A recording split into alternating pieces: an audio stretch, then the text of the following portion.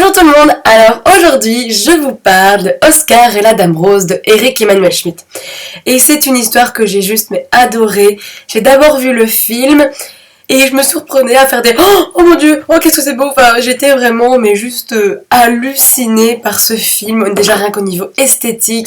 Les couleurs sont sublimes, ça m'a fait légèrement penser à Le Moulin Rouge, surtout les scènes où on voit Michel Larocque en catcheuse. C'est vraiment ce visuel-là de Moulin Rouge que moi j'adore, ça prend direct avec moi. Alors pour l'histoire, donc c'est l'histoire de Oscar qui est malade, qui passe sa vie à l'hôpital et il a un peu du mal à parler avec ses parents, la communication passe mal, avec le corps médical aussi.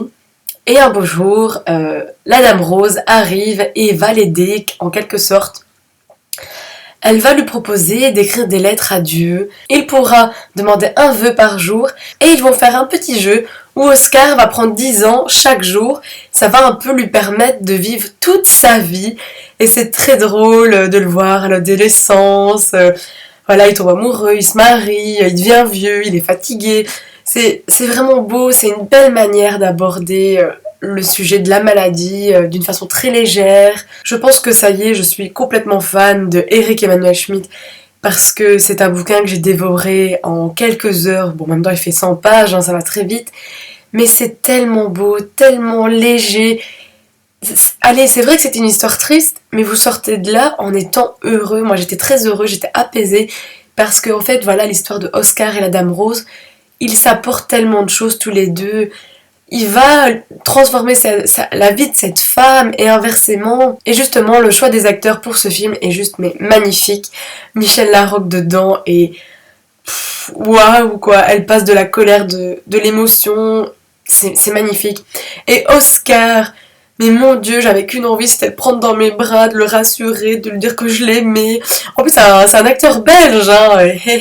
J'ai aussi remarqué, mais ça c'est par rapport au livre, c'est que Dieu, en fait, pour Oscar, c'est Jésus.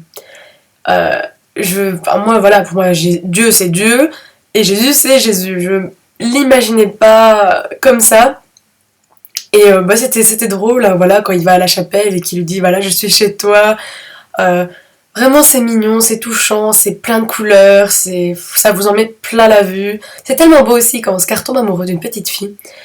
Et voilà, cette petite fille a un problème au niveau du cœur qui fait qu'elle est toute bleue. Elle est en hypoxie. Et donc elle est bleue.